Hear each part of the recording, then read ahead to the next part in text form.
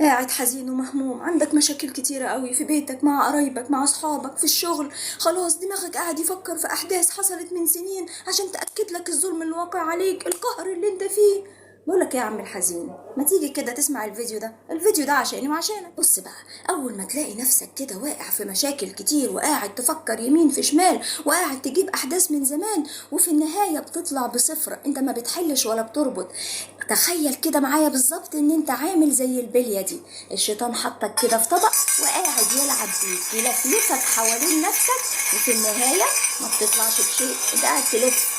خد بالك، الشيطان مش هيسيبك، ووعد ربنا في الكتاب الكريم بسم الله الرحمن الرحيم: فبعزتك لأغوينهم أجمعين إلا عبادك منهم المخلصين. صدق الله العظيم. وعلى فكرة الشيطان ما بيعملش الحركة ديت والحزن ديت والتبليطة دي غير مع شخص بيتقي ربنا، غير مع شخص لما يعصي بيتضايق جدا ويقعد يأنب نفسه، غير مع شخص بيراعي ربنا في كل تعاملاته مع الناس. اصل هو على فكرة مش لاقي لك دخلة، فهو مش لاقي لك دخلة، فما بيصدق ان هو يصيبك بالحزن فيخليك كده قاعد في المرحلة دي، قاعد تفكر وتحزن وما تعملش اي حاجة في حياتك غير ان انت قاعد حزين. عشان كده سيدنا النبي صلى الله عليه وسلم دايما في اذكار الصباح والمساء بيقول ايه؟ بيقول لنا ندعي بايه؟ اللهم اني اعوذ بك من الهم والحزن واعوذ بك من العجز والكسل. بعد الهم والحزن بيجي العجز والكسل. الشيطان بعد ما بيخليك قاعد حزين بيروح يصيبك بالكسل، بالعجز، يعني ما بتقومش ولا تشتغل ولا تعمل، اصل هو مش عارف ان انت تعصي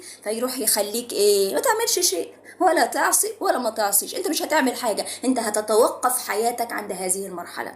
طب ايه الحل؟ اعمل ايه؟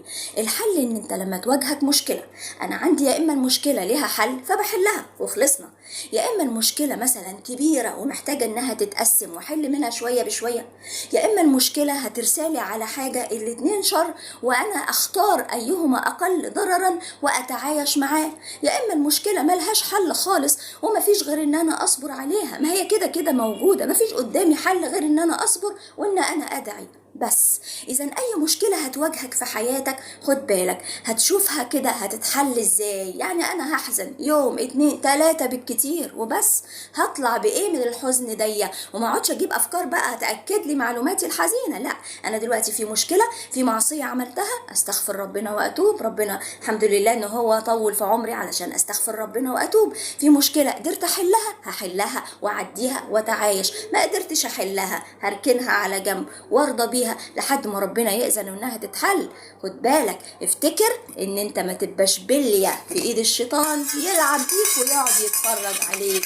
فكر كده وعقلها، هتعمل ايه بعد الحزن ده؟ هتعمل ايه بعد التفكير ده؟ لقيت نتيجة خلاص استمر وابتدي حل في مشكلتك، ما لقيتش نتيجة اطلع وشوف غيره وانسى، والحياة دوارة والمشاكل ما بتخلص. وخد بالك انطلق علشان تلحق تعمل حسنات كتير في الدنيا القصيرة دي. والسلام عليكم ورحمة الله وبركاته.